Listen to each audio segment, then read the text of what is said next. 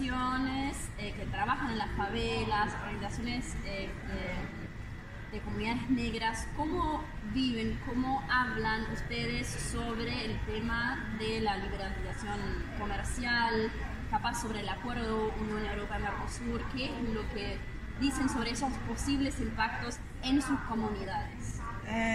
Eu acho que é muito importante a gente estar cada vez mais tomando posse sobre do que diz respeito a esses acordos do Mercosul, da União Europeia, para que a gente de fato possa dialogar com os sujeitos e com as sujeitas que são diretamente afetados por esses acordos, do livre comércio inclusive.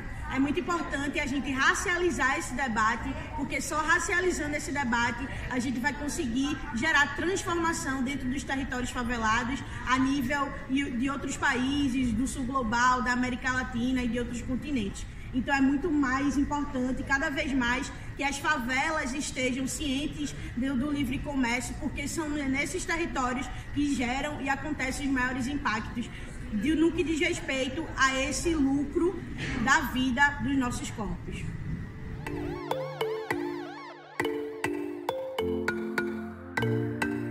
Olá, Tânia, como estás? Olá, tudo bem? Olá, boa tarde. Eu sou Tânia Chantel.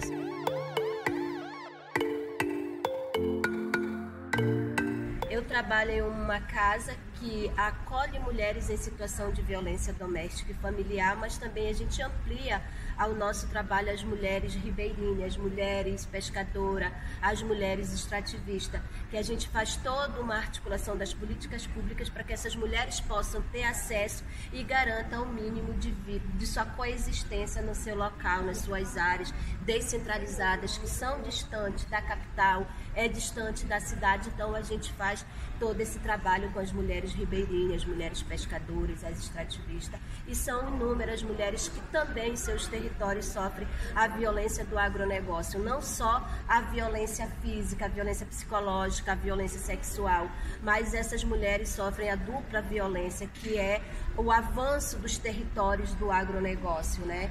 Então a gente tem feito também esse enfrentamento, a gente tem trabalhado para que essas mulheres elas possam ser resistentes quando seus territórios estão sendo invadidos.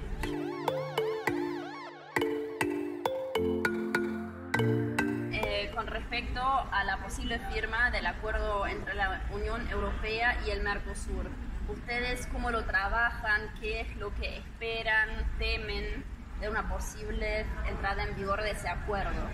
A nossa região amazônica ela já está sendo uma região muito explorada, né? Então, esses acordos a gente só vê a exploração cada vez mais aumentando. Por exemplo, eu moro num município que hoje ele está sendo explorado pelo gás.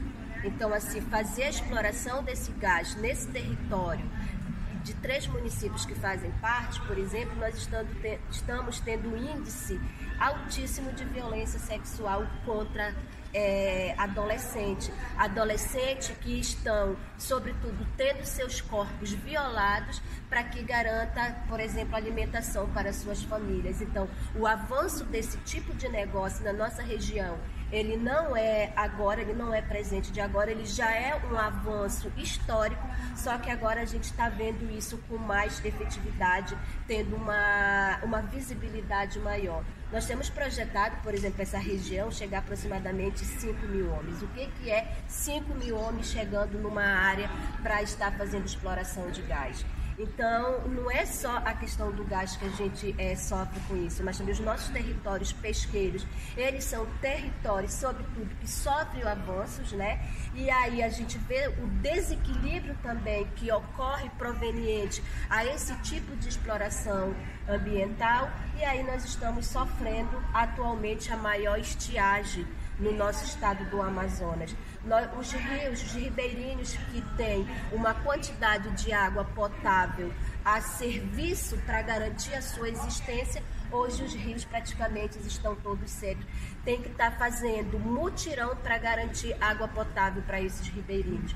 Peixe que é totalmente em abundância, nós estamos vendo nesse exato momento a nossa região amazônica, os rios todos secos, e conforme o calor intenso, esses peixes também estão morrendo, e isso a gente vai ver o impacto maior quando nós formos daqui mais um período para o período da cheia, que as famílias possivelmente, como a gente vê, é um curso que a gente já viu, né? Não é uma questão nova, só que agora isso está com mais intensidade. A gente vê as mudanças climáticas, a gente vê as mudanças no curso natural daquele habitat muito grande. Então, assim, hoje você vê os rios super secos, peixes tudo mortos, urubu comendo, é um fedor, fora que a grande queimada nós estamos tendo também na nossa região, né? A gente acorda, os municípios, não é só a capital Manaus, mas capital Manaus teve dias que muitas pessoas passaram mal. Eu acho que Manaus foi do estado, a capital que mais sofreu com isso. Estou falando da região do Amazonas, tá? E assim, os idosos, os PCD, as pessoas que têm algum tipo de enfermidade foram parar nas UPAs, porque a fumaça era tanto que atacou a questão respiratória. E aí a gente vê também nos nossos municípios pequenos e até mesmo as comunidades ribeirinhas sofrendo com essa grande quantitativo de fumaça. Então, assim, ainda nem foi assinado, mas a gente já vê que está tendo impacto negativo na vida das pessoas e sobretudo as mulheres que têm essa carga maior de cuidar, porque quando isso tudo ocorre, a maioria quem cuida dessas questões que estão, das pessoas que estão com enfermidade, dos idosos, das crianças, dos PCDs que mais foram afetados com isso são as mulheres. Então, assim, a gente não está romantizando, nós estamos falando o que realmente está acontecendo na nossa região, o que realmente está acontecendo especificamente nessas áreas onde que a gente mora, né? E aí, se a gente quiser um território de fato livre da transgenia, um território livre de todas essas mazelas, porque o desenvolvimento é taxado para nós como uma coisa boa, mas quando a gente vai ver no campo social da vida das pessoas, também a gente vê grandes tragédias que deixam desses grandes projetos na nossa região.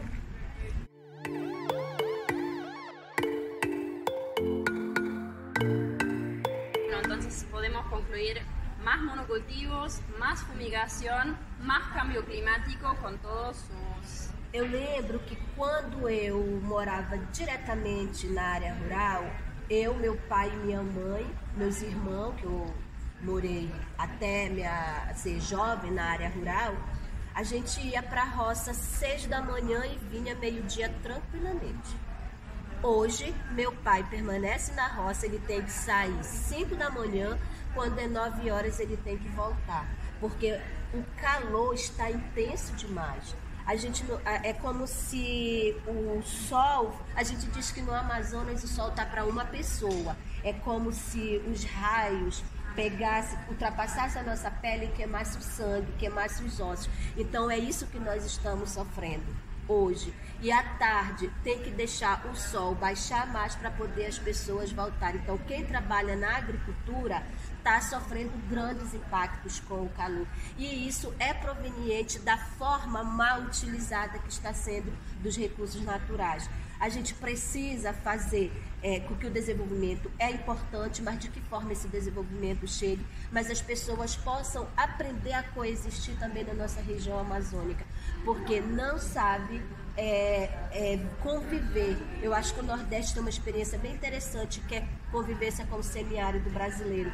Eu acho que vai ser preciso também que os amazonenses, os amazônidas aprendam a conviver com a sua realidade, porque dizem que a gente é o pulmão do mundo, né?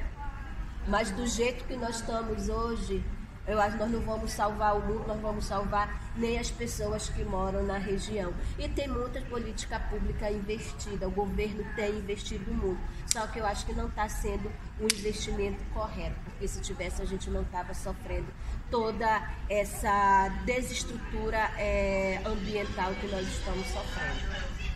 Por exemplo, nós também somos uma área de porto graneleiro, né? E não é só sobre isso a nossa região também. Nossa água do Rio Amazonas também é retirada Tipo assim, nós não temos, eu acho que um acordo nós temos que fazer para como a água do nosso rio, dos nossos rios Manaus, que passa na frente de Taquatiara, não seja levada pelos grandes navios para outros países. Então, nossas águas também estão sendo consumidas para fora, só que não tem uma espécie de, eu não sei te falar, de protocolo, eu não sei, mas eu só sei que isso também tem sido roubado nosso. Né? É uma outra forma também que o agronegócio chega e nos tira. Fora que nossa região, por toda a exploração das madeiras, exploração de óleo, das essências, tantas outras coisas que a gente, dos conhecimentos tradicionais dos nossos povos, tudo isso. Então, eu acho que esse acordo vai ainda mais impactar a nossa vida negativamente, e eu espero que nesses tratados, com essas questões também todas que se tem colocada dos pagamentos por serviços ambientais, a gente não acorde fazendo parte de um acordo grande, que a gente não possa mais utilizar os nossos recursos naturais para que a gente mantenha a nossa existência. Muchas gracias.